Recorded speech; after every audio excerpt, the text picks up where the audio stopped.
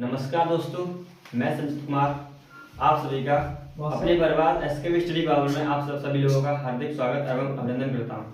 तो जैसा कि आप सभी को मालूम है, हमारी क्लास चल रही है एसएससी जीडी एग्जाम के लिए, तो उसी को कंटिन्यू करते हैं। कल मैंने आपको 10 क्वेश्चन कराए थे, अब बढ़ते हैं उसी से आगे। तो आप क्वेश्चन अपनी स्क्रीन पर देखेंगे। क्वेश्चन में कहा गया है, देखो अपनी स्क्रीन पर, सिंप्लीफिकेशन का क्वेश्चन है हमारा पहला। क्वेश्चन में कहा गया है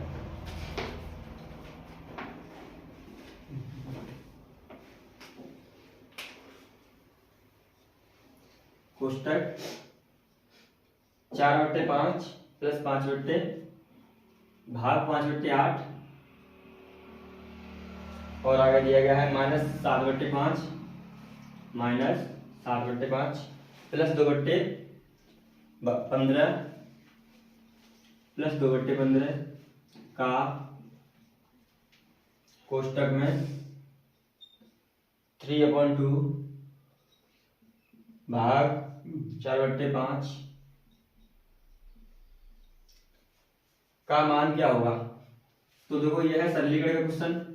इसमें लगता है बोधमास का फॉर्मूला, यानी कि बोधमास BODMAS। बी का मतलब होता है ब्रैकेट, सबसे पहले ब्रैकेट सॉल्व होगा, और ओ का मतलब होता है ऑफ, जिससे मान लो का बोलते हैं। का मतलब होता है गुणा, और डी का मतलब होता है डिवाइड, जो कि भाग होता है, और एम का मतलब मल्टीप्लाई, जिसे गुणा बोलते हैं, और ए का मतलब होता है ऐड, यानी कि जोड़ना, और एस का मतलब होता है सब्सट्रैक्शन, यानी कि माइनस, जो कि घटाना होता है। तो ये ऑपरेशन इसमें करते हैं। सबसे पहले बी आई यानी ब्रैकेट सॉल्व होगा, यानी कि ब्रैकेट सॉल्व होगा। ब्रैकेट का मान दिया है 3/2, ब्रैकेट सॉल्व करेंगे, और ये 5/4 चला जाएगा ऊपर, यानी कि 5/4 भाग की जगह गुणा हो जाएगा। तो ये हो चुका है 5 दिया 15 और 4 दूनी 8। तो ब्रैकेट का मान 15/8 आया है। 15/8 आने के बाद यहाँ पे लिखेंगे 15/8। फिर उसके बाद सॉल्व होगा का को हमेशा भाग से पहले और गुणा से पहले करते हैं, और का मतलब होता है गुणा। का को इंग्लिश में बोलते हैं ऑफ, इसका मतलब होता है गुणा। यहाँ पे का दिया गया है, तो का सॉल्व करेंगे। यहाँ पे है 2/15, अलग सॉल्व कर लेते हैं। 2/15 इंटू 15/8, 15 से 15 खत्म, वही हो गया 1/4, यानी कुछ हो गए 8। तो इतने का मान हमारा आ चुका है 1/4। अब लिखेंगे सीधा 4/5, ये भाग 5/8 है, तो 8 इसको उल्टा करेंगे तो ये साइन चेंज हो जाएगा, 8/5 माइनस 7/5 है ये, और ये प्लस का कितना आया था मान, इतने का मान आया था 1/4 प्लस 1/4। अब करेंगे इसको सॉल्व, यानी कि देखिए आगे ये 8/32 माइनस 7/5 प्लस 1/4। तो पहले इसका इन तीनों संख्याओं का लासा कितना हो चुका है, यानी कि 25, 5 और 4 लासा 100।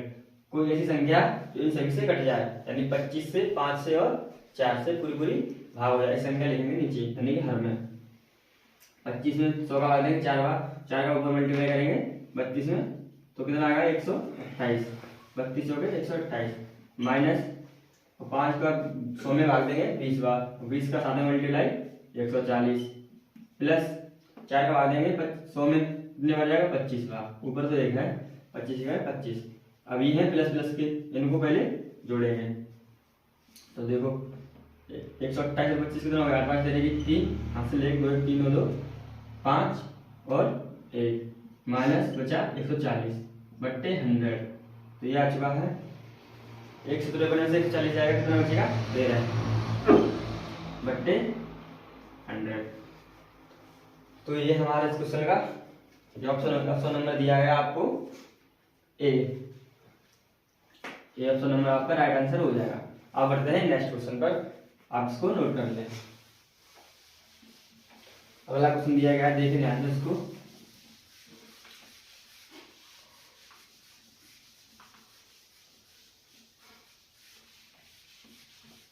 क्वेश्चन है हमारा n1 और n2 संख्या का औसत 17 है। यानी कोई दो संख्याएं दी गई हैं, n1 और n2 संख्या का औसत 17 है एवं n2 तथा n3 का औसत 44 है।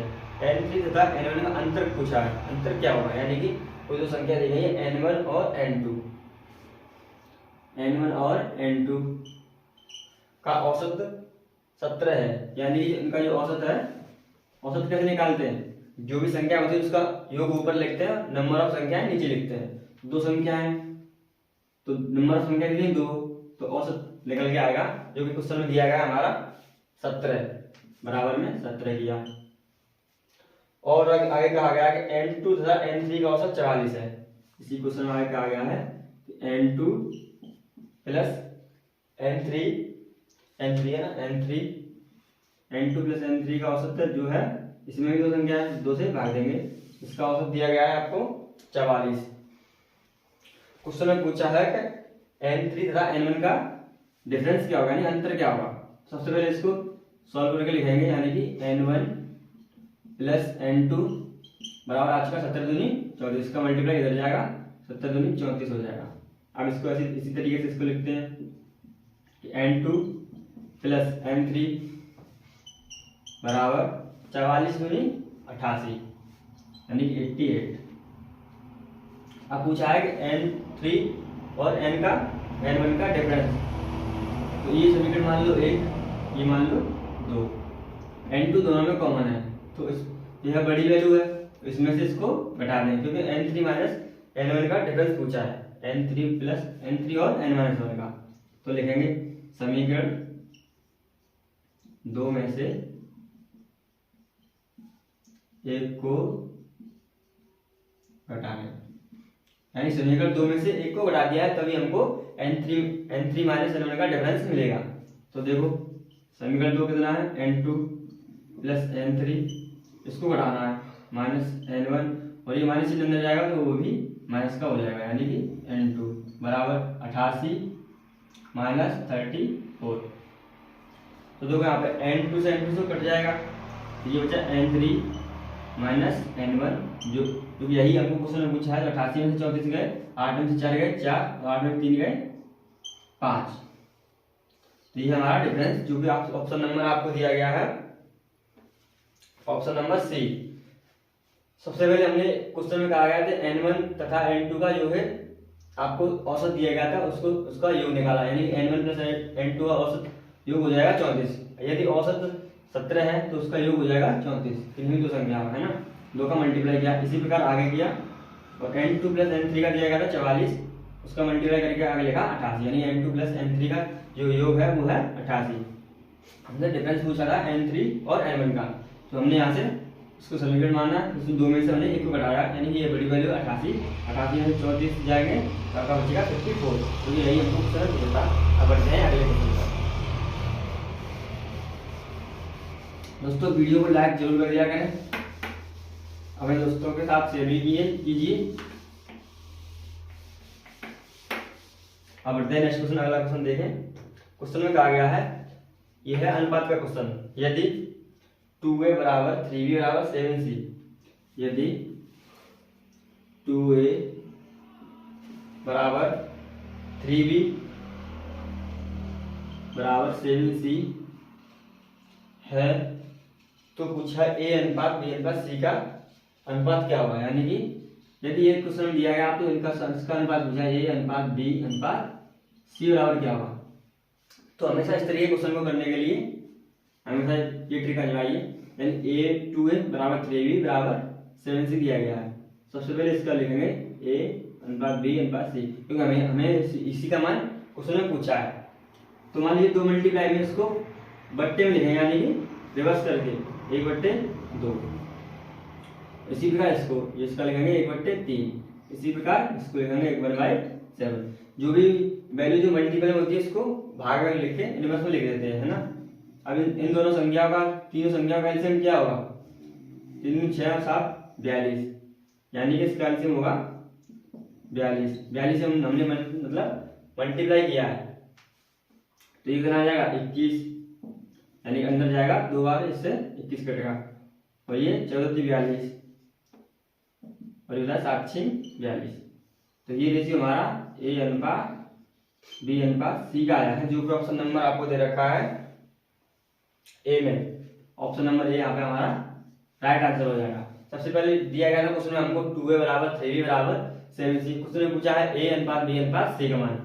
तो हमने सबसे पहले इसको लिखा 1/2 1/3 1/7। जब भी ऐसी मल्टीप्लाई वैल्यू हो उसको पलट के लिख देंगे और ऊपर 1 यानी 1/2 1/3 और 1/7। तो हमने यहाँ मल्टीप्लाई किया इसको, ये भिन्न में है, हमको रेशियो चाहिए यानी कि पूर्ण वैल्यू का रेशियो चाहिए, तो हमने इसके एलसीएम से मल्टीप्लाई किया जो कि इन तीनों संख्या से कट जाए, 2 से भी 3 से भी और 7 से भी कट जाए। ऐसी संख्या हमने लिखी हो गया है 42। तो 42 से अंदर मल्टीप्लाई किया तो 2 21 गुनी 42 होता है, 14 42 और 6 7 42। इसी प्रकार ए अनुपात बी अनुपात सी का अनुपात आया है 21 अनुपात 14 अनुपात 6। अब बढ़ते हैं नेक्स्ट क्वेश्चन पर। अगला क्वेश्चन कहा गया है, देखिए अपनी स्क्रीन पर। दोस्तों चैनल को भी सब्सक्राइब करते रहें और अपने दोस्तों के साथ शेयर भी किया कीजिए, जिससे हमें मोटिवेशन मिलता है और आपके लिए ऐसी नई नई क्लास आती रहेगी। एफपीटीडी एग्जाम नजदीक आने वाले हैं। अगला क्वेश्चन कहा गया है आपका, यदि रोहित अकेला एक कार्य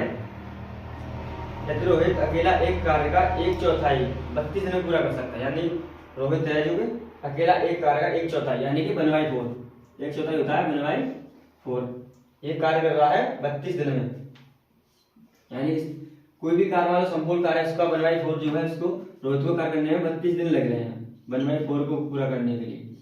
और क्वेश्चन में कहा गया है तो रोहित संपूर्ण कार्य को कितने दिन में पूरा कर सकता है। संपूर्ण कार्य जैसे मान लो ये एक है, सब एक को मान लो संपूर्ण कार्य मानना है, उसका 1/4 कितना हो जाएगा, एक का 1/4। इसी प्रकार ये लिखा है कि 1/4 रोहित जो है 1/4 किसी कार्य का 1/4 जो है 32 दिन में कर सकता है।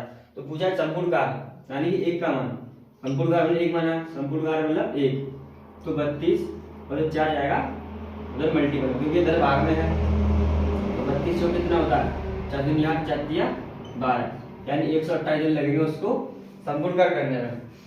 तो ये ऑप्शन नंबर दिया गया आपको ऑप्शन नंबर बी में। आशा करते हैं दोस्तों आपको समझ में आ रहा होगा और बढ़ते हैं अगले नेक्स्ट क्वेश्चन पर। ये बहुत ही सिंपल और आसान क्वेश्चन था। 1/4 का मान मतलब 1/4 का मान 32 दे रखा था, उसमें मैंने 4 का मल्टीप्लाई किया तो 128 दिन आंसर आया है ना। अब बढ़ते हैं अगले क्वेश्चन पर। अगला क्वेश्चन कहा गया है, सप्ताह के पहले 2 दिनों के लिए शहर ए की औसत वर्ष 105 है।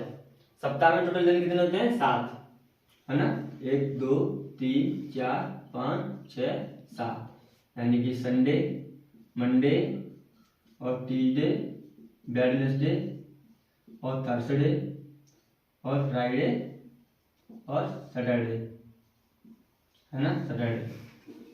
ये 7 दिए सप्ताह के 7 दिन है। सप्ताह के पहले 2 दिनों के लिए एक ही औसत वर्ष है, यानी कि पहले 2 दिन संडे और मंडे की औसत वर्ष है 105 है, यानी संडे प्लस मंडे, यही पहले 2 दिन सप्ताह के। इनका औसत यह है 105, तो इनका योग कितना आ जाएगा 105 में 2 का मल्टीप्लाई करेंगे, 105 इंटू 2 यह आ जाएगा आपका 210 है ना। और आगे कहा गया है अगले 3 दिनों के लिए 84 है, यानी अगले 3 दिन कौन से हैं, ट्यूसडे और वेडनेसडे और थर्सडे। यहाँ पे लिखेंगे ट्यूसडे प्लस वेडनेसडे और थर्सडे, इनका दे रखा है। इनकी औसत इनका औसत सप्ताह दे रखा है, यानी कि 84 वर्ष। यहाँ पे मैंने 2 का मल्टीप्लाई किया, योग निकालने के लिए यहाँ पे 2 संख्या दी, यानी कि 2 दिन थे। यहाँ पे कितने का मल्टीप्लाई करेंगे, इसी प्रकार 3 का, यहाँ पे 3 दिन है, ट्यूसडे वेडनेसडे और थर्सडे। 3 का मल्टीप्लाई करते ही आ जाएगा आपका 4 के 12 की 2 हाथ से 24 और 1 25, यानी कि 252 वर्ष। तो आगे कहा गया है तथा सप्ताह के अंतिम 2 दिनों के लिए 49 है। अंतिम 2 दिन फ्राइडे और सैटरडे, यानी 3 दिन यहाँ पहुंच गए, 2 दिन यहाँ पे 5, 2 दिन बचे, वो फ्राइडे और सैटरडे, यानी कि फ्राइडे और सैटरडे। सैटरडे का औसत वैल्यू दे रखी है आपको 49। इसी प्रकार यहाँ पे जैसे कि दो मान थे, यहाँ पे 2 का मल्टीप्लाई किया, यहाँ पे भी 2 ही फ्राइडे सैटरडे, यहाँ पे भी 2 का मल्टीप्लाई करेंगे तो 49 98 और आगे पूछा हमसे शहर बी के लिए, तो शहर बी के लिए कुल साप्ताहिक वर्षा 455 है, दोनों शहर को मिलाकर औसत दैनिक वर्षा क्या होगी। और एक सप्ताह बी है, यानी ये तो सप्ताह ए है, सप्ताह ए, और एक और सप्ताह है इसको जिसमें साप्ताहिक वर्षा 455 है, यानी कि और पूछा है कि दोनों को मिलाकर औसत कितना हुआ है, दोनों का औसत वर्षा क्या होगी।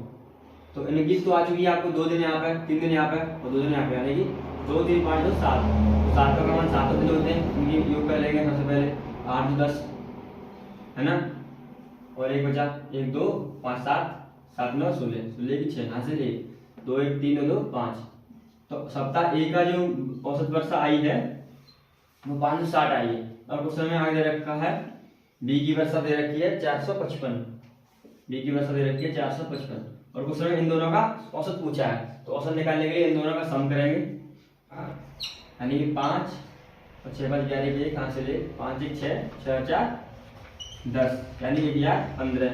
तो हमसे इन दोनों की औसत दैनिक वर्षा पूछे, यानी दैनिक मतलब सभी दिनों की, तो यहाँ पे भी 7 दिन होते हैं सप्ताह में और यहाँ पे भी 7 दिन, तो औसत दैनिक वर्षा निकालने के लिए 7 से भाग दे देंगे, यानी ये कुल मान है और सप्ताह ए और बी का मान, तो 7 का भाग देंगे, उसके बाद कितने आ जाएगा 1 जैसे 3 7 चौक 28 3 6 7 5 35, यानी कि 145 आपका राइट आंसर आ चुका है, जो कि ऑप्शन नंबर दे रखा है ऑप्शन नंबर ए में, तो ऑप्शन नंबर ए आपका राइट आंसर हो जाएगा। अब बढ़ते हैं अगले क्वेश्चन पर, इसको बिगा देता हूँ।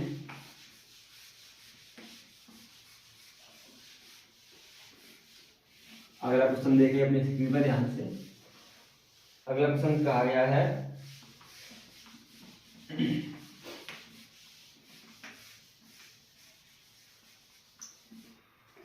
अगला क्वेश्चन है हमारा, यदि एक वस्तु का क्रय मूल्य 1240 रुपए है तथा हानि 32% है। क्वेश्चन में कहा गया है यदि एक वस्तु का क्रय मूल्य 1240 रुपए है तथा हानि 32% है, तो वस्तु का विक्रय मूल्य क्या होगा। यानी किसी वस्तु का हमको क्रय मूल्य दे रखा है जो कि सीपी होता है, सीपी दे रखा है हमको 1240 रुपए, यानी कि 1240 रुपए तथा हानि 32% है, तो वस्तु का विक्रय मूल्य क्या होगा, यानी कि हानि दे रखी है हमको कितने 32% हानि है, तो हमको एसपी पूछा है, यानी कि विक्रय मूल्य।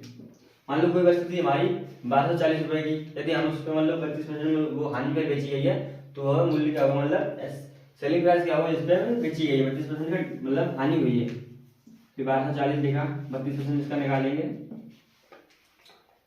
32%, इसको डायरेक्ट निकाल सकते हैं आप इस तरीके से। मान लो 32% की तो हानि है, कोई चीज मान लो पूरी 100% होती है, 32% की हानि है, तो कितने में बेचेंगे 32% घटा देंगे, 2 गए 8 9 में से 3 गए 6, यानी कि 68% बचा। तो हमने 32% तो घाटा खाया, तो 68% बचा, तो वहां डायरेक्ट सेलिंग प्राइस आ जाएगा 1240 का 68% निकाल देंगे, तो वहां सीधा सेलिंग प्राइस आएगा, तो 0 से 0 खत्म, और ये जाएगा आपका 2 से 2 34 2 पंजे 10,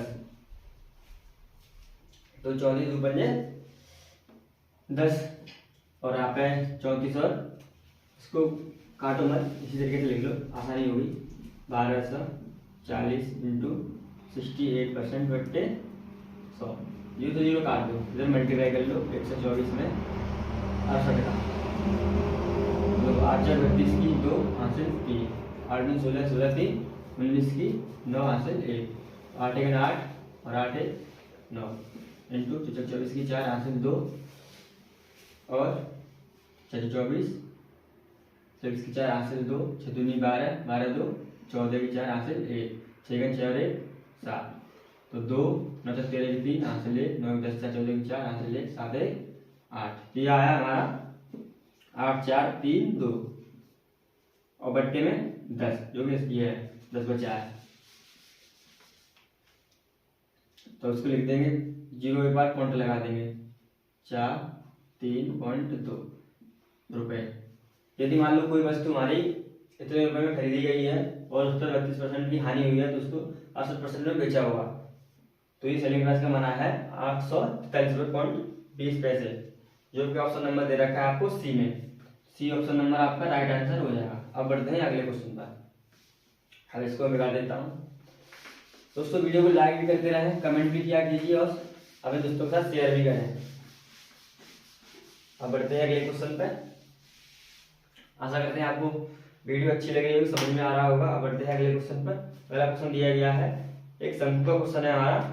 एक लंबवृत्तीय शंकु की ऊंचाई, यानी एक लंबवृत्तीय शंकु है जिसकी ऊंचाई दे रखी है आपको, ऊंचाई कितनी दे रखी है 28 सेंटीमीटर। एक लंबवृत्तीय शंकु की ऊंचाई 28 सेंटीमीटर दे रखी है। यदि इसके आधार का व्यास 42 सेंटीमीटर, यानी इसके आधार का व्यास, यानी कि व्यास क्या होता है रेडियस का दूना, यानी त्रिज्या की दूनी। मैं आपको शंकु बनाया, शंकु देखो ऐसा इस तरीके से दिखता है। शंकु जो होता है इस तरीके से दिखता है। आगे इसको, ये होती है इसकी हाइट, ये होती है इसकी रेडियस, यानी कि इसका मान होता है आर, और इसे बोलते हैं स्लेंट हाइट, इसको त्रियक ऊंचाई कहते हैं, त्रियक ऊंचाई। और ये होती है हमारी ऊंचाई, जिसे एस से डिनोट किया है, ये होती है त्रिज्या। तो हमने दो का मान दिया गया, यानी हाइट दी गई है और त्रिज्या, यानी व्यास दिया गया है। इसका आधार का व्यास है 42 सेंटीमीटर, यानी 2r का मान दिया गया है 42 सेंटीमीटर। तो क्वेश्चन में पूछा है तो शंकु का वक्र पृष्ठीय क्षेत्रफल क्या होगा, यानी वक्र पृष्ठीय क्षेत्रफल पूछा है, वक्र पृष्ठीय क्षेत्रफल पूछा है ना। अब देखो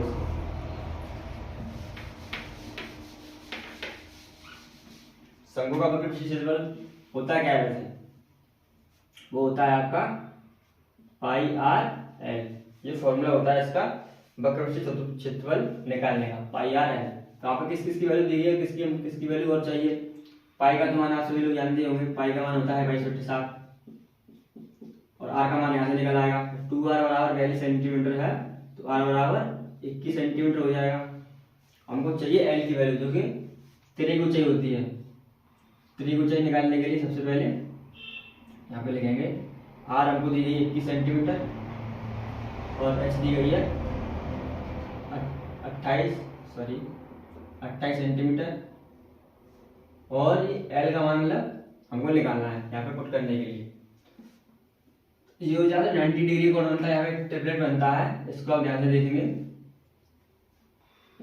3 4 5 का ट्रिपलेट होता है, आपने पढ़ा होगा।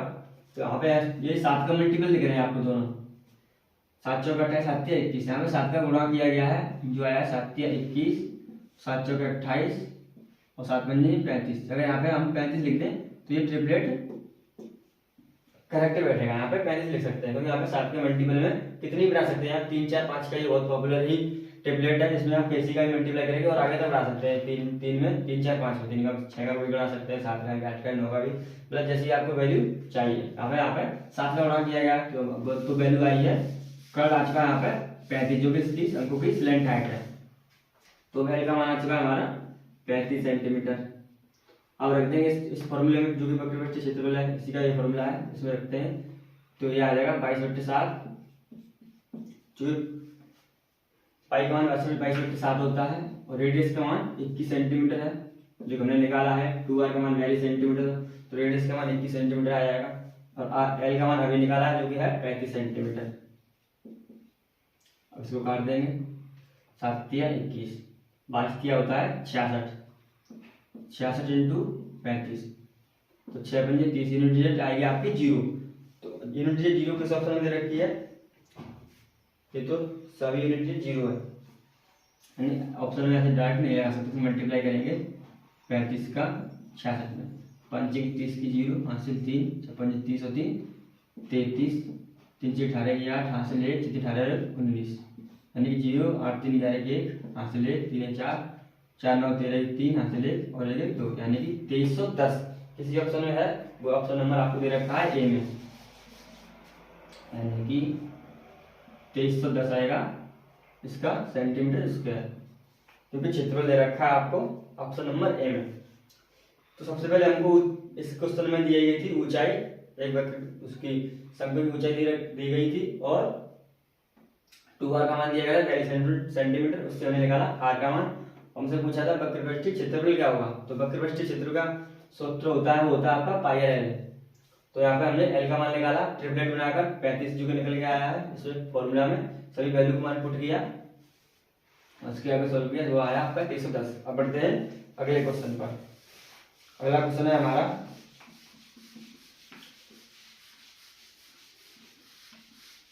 अगले क्वेश्चन को देखें आप। अगला क्वेश्चन कह रहा है यदि 80 वस्तुओं का क्रय मूल्य 50 वस्तुओं के विक्रय मूल्य के बराबर है, यदि 80 वस्तुओं का क्रय मूल्य 50 वस्तुओं के विक्रय मूल्य के बराबर है तो लाभ परसेंटेज क्या होगा। यानी कि 80 वस्तु का क्रय मूल्य दिया गया है, 80 वस्तु का सीपी, 80 वस्तु का सीपी जो है वो आपको दे रखा है 50 वस्तुओं के विक्रय मूल्य के, यानी कि 50 वस्तु के विक्रय मूल्य का था एसपी से लिखवा ले सकते हैं इसको। तो 80 वस्तु का क्रय मूल्य जो है 50 वस्तु के विक्रय मूल्य के बराबर है, तो पूछा गया है यहाँ पे लाभ क्या होगा। तो देखो पहले इसको सीधा करके लिख लेते हैं, 0 से 0 कट जाएगी, सीपी और एसपी का रेशियो निकल के आएगा 5:8 क्या पे, और लाभ और हानि हमेशा किस पर निकलती है, फर्स्ट प्राइस पे, जो कि सीपी होता है। चाहे आप लाभ निकले या हानि, हमेशा जैसे लाभ परसेंटेज निकालना है आपको तो सीपी नीचे लिखेंगे, और जो भी लाभ या हानि हो रही है वो वहाँ पे लिखेंगे यहाँ पे। और लाभ हमेशा एसपी माइनस सीपी होता है इंटू 100। ये तो होता है हमारा लाभ परसेंटेज निकालने का फॉर्मूला। और जो हमारी हानि परसेंटेज निकालने का फॉर्मूला होता है वो होता है सीपी माइनस एसपी, क्योंकि जो हमारा सीपी बड़ा होगा उसमें से एसपी घटाएंगे तभी हमारी हानि होगी, और लाभ हमको तभी होगा जब हमारा एसपी बड़ा होगा सीपी छोटा होगा। तो सीपी माइनस एसपी बट्टे, और ये दोनों चीजें लाभ और हानि सीपी पर ही निकलती है इंटू 100। तो ये होता है यहाँ पर क्वेश्चन में दे रखा है लाभ परसेंटेज, तो हमको ऊपर वाला फॉर्मूला चाहिए यानी कि लाभ निकालना है। तो देखें सबसे पहले मैंने आपसे कहा यहाँ पे लाभ निकालने के लिए हमेशा सीपी एसपी बड़ा होता है सीपी छोटा होता है, जो कि यहाँ पे भी दिया भी रखा है कि 8 बड़ा है और 5 छोटा है, जो कि एसपी 8 बड़ा है और सीपी 5 छोटा है। तो हम लिखेंगे लाभ परसेंटेज निकालने के लिए लाभ परसेंटेज बराबर एसपी में से सीपी घटाना है, 8 में से 5 गए 3, उस फॉर्मूले की मदद से 8 में से 5 गए 3, और सीपी का मान लिखना नीचे 5 इंटू 100।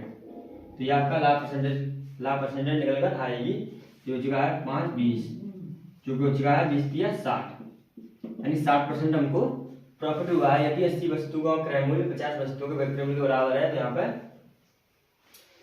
60% का लाभ होगा। जो ऑप्शन नंबर दे रखा है आपको ऑप्शन नंबर सी में, ऑप्शन नंबर सी हमारा करेक्ट आंसर हो जाएगा। अब बढ़ते हैं अगले क्वेश्चन पर। दोस्तों जुड़े रहें हमारे साथ इसी प्रकार, और हमारी क्लासें कंटिन्यू चल रही हैं, रीजनिंग क्लास जो कि हमारे प्रवास सर ले रहे हैं, और मैथमेटिक्स की मैं क्लास ले रहा हूँ। चलो देखिए आगे अगला क्वेश्चन कहा गया है। अगला क्वेश्चन फिर दोबारा आपका शंकु का है, उसमें कहा गया है एक लंबवर्ती शंकु का आयतन उस लंबवर्ती बेलन के बराबर है, यानी कि एक लंबवर्ती शंकु का आयतन उस लंबवर्ती बेलन के बराबर है, यानी कि दो आकृति दी गई है, एक बेलन और एक शंकु। तो मैं आपके लिए बना देता हूँ यहाँ पे, ये तो होता है शंकु और ये होता है आपका बेलन, थोड़ा सा टेढ़ा बनना है माफ कीजिएगा। ये होता है शंकु, ये होता है बेलन, तो इसका आयतन बराबर दे रखा है। तो आपको इन दोनों के आयतन के पहले फॉर्मूला पता होना चाहिए।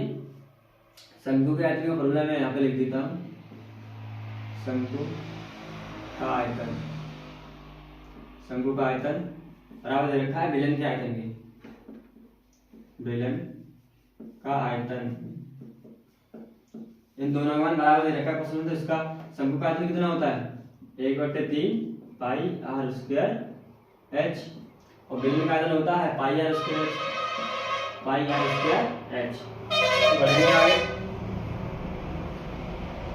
जिसकी ऊंचाई 48 सेंटीमीटर है, एक लंबवृत्तीय शंकु का आयतन उस लंबवृत्तीय बेलन के बराबर है जिसकी ऊंचाई 48 सेंटीमीटर, यानी कि बेलन की हाइट दी गई है, तो मैं कही जिसकी ऊंचाई, यानी कि इसका एच का मान दिया गया है बेलन की ऊंचाई, तथा उसके आधार का व्यास भी सेंटीमीटर है, और ये जो होता है इसका जो व्यास पूरा होता है इसकी आधी रेडियस होती है यहाँ तक। यहाँ पे बना सकते हैं सेम टू सेम इधर ये होती है, इतनी होती है रेडियस और पूरा होता है व्यास। तो ये वृत्त बनता है यहाँ पे नीचे। तो आधार का व्यास दे रखा है 20 सेंटीमीटर। यहाँ पे इसकी बेलन की जो एच दी गई है यहाँ पे कितनी दी गई थी अभी 48 सेंटीमीटर। हाइट दे रखी है 48 सेंटीमीटर और व्यास दे रखा है यानी कि 2r का मान दे रखा है 20 सेंटीमीटर। 2r का मान 20 सेंटीमीटर तो r का मान 10 सेंटीमीटर। इतना तो निकाल ही सकते हैं आप। जब 2r बराबर 20 सेंटीमीटर है तो r बराबर 10 सेंटीमीटर। यदि शंकु की ऊंचाई 16 सेंटीमीटर है, अब शंकु की ऊंचाई दे रखी है यानी इस वाली आकृति की ऊंचाई। तो इस आकृति की ऊंचाई कितनी है? ऊंचाई है 16 सेंटीमीटर। तो क्वेश्चन में पूछा गया है तो उसके आधार का व्यास का यानी कि इसके आधार का व्यास पूछा है यानी कि 2r का मान पूछा है, शंकु के 2r का मान पूछा है। अब निकाल देंगे ये सभी वैल्यू इसमें पुट करेंगे। तो शंकु के बारे में हमको क्या क्या जानकारी दी गई है? 1/3 इंटू पाई का पाई से पाई कटी यानी लिखना ही उसका मतलब बेगा है। तो आर स्क्वायर यानी यहाँ पे आर का मान पूछा है तो इसको आर स्क्वायर लिखेंगे। एच का मान दिया गया है 16 सेंटीमीटर बराबर यहाँ पे बेलन की रेडियस कितनी है 10 का वर्ग है तो 2 बार 10 लिखा और एच दे रखी है हमारी 48 सेंटीमीटर। तो इसको काट देंगे 16 का 16 16 3 48 और ये 3 जुड़ जाएगा तो मल्टीपल में हो जाएगा यानी कि 10 इंटू 10 इंटू 3 इंटू ये वाला 3 जुड़ जाएगा। यदि इधर भाग में तो जुड़ जाएगा तो गुणा में हो जाएगा 3 इंटू 3। तो देखो ये है 100 और ये है 9, ये 100 और ये 9। तो r का मान एक बार लेंगे यानी कि 10 इंटू 3। तो r बराबर आ चुका है आपका 30। तो हमको रेडियस का मान नहीं पूछा था। कई बच्चे मतलब इसमें ऑप्शन यदि इसमें ऑप्शन में है नहीं लेकिन इसको इसी को लगा लेंगे जबकि r बराबर 30 है 30 सेंटीमीटर यानी कि रेडियस नहीं पूछा, इसका व्यास पूछा है। तो व्यास क्या होता है? रेडियस का दूना। तो 2r का मान पूछा है तो 2r बराबर 2 से मल्टीप्लाई करेंगे इधर भी तो 30 दूनी 60 सेंटीमीटर इसका मतलब रेडियस। व्यास का मान आ जाएगा शंकु के व्यास का आधार का व्यास होगा 60 सेंटीमीटर जो कि ऑप्शन नंबर दे रखा है आपको डी ऑप्शन नंबर है आपका 60 सेंटीमीटर। तो सबसे पहले हमको दो आकृति के बारे में जानकारी दी गई थी जिसका कहा गया था क्वेश्चन में उसका आयतन बराबर था। हम दोनों का आयतन बराबर किया। शंकु का आयतन होता है 1/3 पाई आर स्क्वायर एच, बेलन का आयतन होता है पाई आर स्क्वायर एच और यहाँ पे लिखा 1/3 आर स्क्वायर का मान पूछा है। यहाँ पे 2r का मान पूछा है, आगे वैल्यू हमको अभी मालूम नहीं है। पाई से पाई कट गई और बेलन के बारे में सभी जानकारी दी गई है यानी कि h का मान दिया गया है और रेडियस का मान दिया गया है। यहाँ पे वैल्यू पुटिंग करी, यहाँ पे 10 r का मान आया 10 तो स्क्वायर 2 बार लिखा और h हमारी 48 लिखी। पाई से पाई कट गई और 16 दिया 48 जो कि 3 आया और ये जो भाग में जो 3 है उधर जाएगा तो मल्टीपल में हो जाएगा। तो यहाँ पे बचा आर स्क्वायर 10 इंटू 10 गुणा 3 इंटू 3। तो यहाँ पे एक बार ये आर स्क्वायर का मान तो एक बार आर लेंगे तो 10 इंटू 3 यानी कि ये वर्ग बनना है 10 का ये 3 का वर्ग। तो 10 इंटू 3 जो होगा आर का मान हो जाएगा 30। तो 2r का मान पूछा हमसे क्वेश्चन में कहा गया है कि शंकु के आधार का व्यास का मान क्या होगा यानी कि हमने r निकाली 30 सेंटीमीटर तो हमको 2r पूछा यानी व्यास पूछा है तो 3 60। अब बढ़ते हैं अगले क्वेश्चन पर। आशा करते हैं दोस्तों आपको समझ में आ रहा होगा। वीडियो को लाइक करते रहें और अपने दोस्तों के साथ शेयर भी किया कीजिए।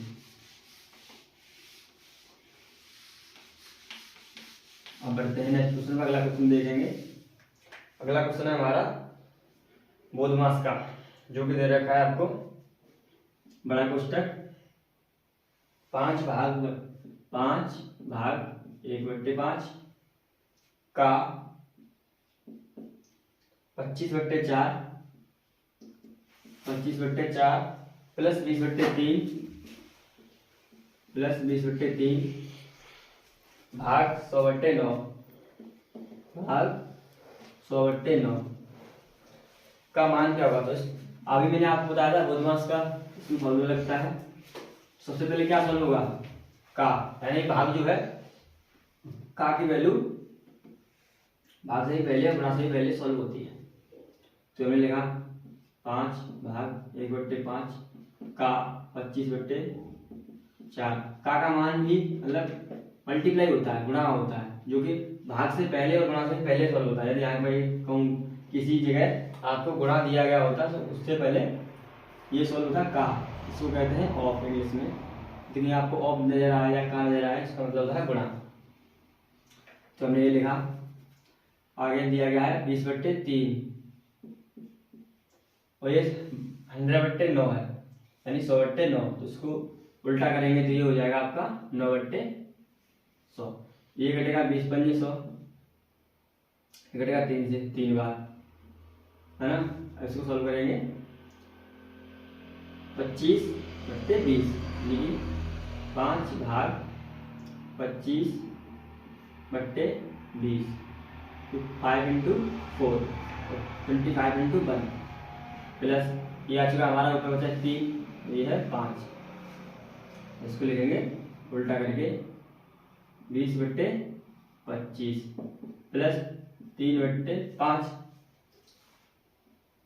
3/5 तो हो चुका हमारा 20 × 100, 100/25 प्लस 3/25 बराबर में करेंगे, तो फिर एलसीएम में आएगा 25, क्योंकि बड़ी वाली हमारी 25 है, तो ये तो हो जाएगा 100, तो ये जाएगा 5 बार। जब 25 5 किया 15, ये आ चुका हमारा 115/25। किससे कटेगा? 5 से, तो 5 दूनी 10, 5 किया 15, बचा 25।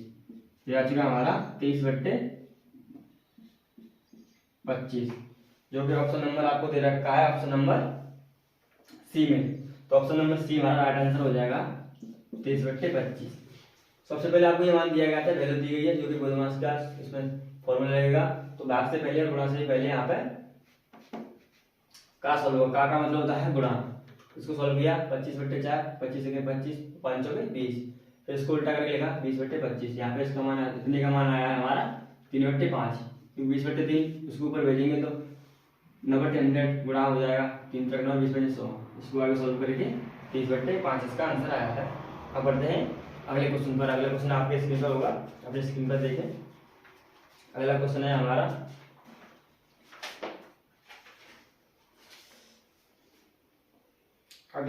हमारा देखें आगे।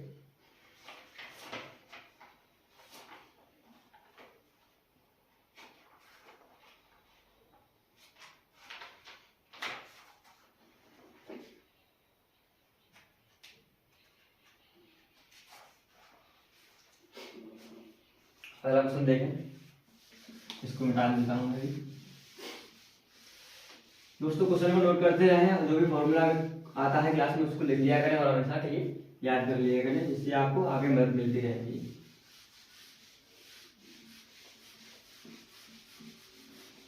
आप बढ़ते हैं अगले क्वेश्चन पर।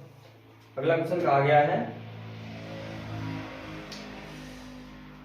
यदि x y से 80% अधिक है, यानी कि परसेंटेज का क्वेश्चन है। यदि x y से 80% अधिक है तो 80% की वैल्यू फ्रैक्शनल वैल्यू निकालेंगे। 80% कितना होता है, ये निकालने के लिए 80/100, 100 से भाग देंगे, परसेंटेज का साइन हट जाएगा, तो 2 × 4 = 8, 2 × 5 = 10, यानी ये होता है ये 4/5। तो 80% की वैल्यू का मान आया है हमारा 4/5, यहाँ पे लिखेंगे 4/5। तो कहा गया है कि x y से अधिक है, यानी कि x और y के बारे में बात की गई है, y से अधिक है, यानी कि इसको मानेंगे y, जिससे तुलना की गई है और उसको उसी को मानते हैं मूल मान। तो 4/5 है, 22 से अधिक है, तो ये है 5। कितना अधिक है? 80%, तो इसमें इंक्रीज करेंगे, तो 5 और 4 9, क्योंकि 22 से अधिक है, x का मान कितना अधिक है? 4, ऊपर 4 लिखा है इसलिए। और आगे कहा गया है तो y x से कितना % कम है। अब इसी क्वेश्चन में पूछा है तो y x से कितना % कम है। अब ले यहाँ पे तो y x से, यानी कि x के बारे में बात की है, यानी y किससे? x से कितना % कम है, इसका मान आपको पूछा है। तो आप लिखेंगे y कितना कम है, देखो 4 कम है, किससे? x से। ये x का मान 9 है और y का मान है 5, तो x से y कितना कम है? 4, x से पूछा है 9 × 100, यहाँ पे लिख देंगे 400/, 9%, 400 में 9 का लगा देना है, यानी 4 हो जाएगा 36, फिर बचेगा 4, फिर 0 36, फिर जगह पॉइंट लेगी 0, यानी कि 44.44 इसका राइट आंसर हो जाएगा, जो कि ऑप्शन नंबर दे रखा है आपको डी में। ऑप्शन नंबर डी में दे रखा है। दोस्तों आज का सेशन यहीं समाप्त करते हैं। आशा करते हैं आपको क्लास पसंद आई होगी और क्लास को दोस्तों के साथ शेयर भी किया कीजिए, लाइक करें। मिलते हैं अगली वीडियो में, तब तक के लिए नमस्कार।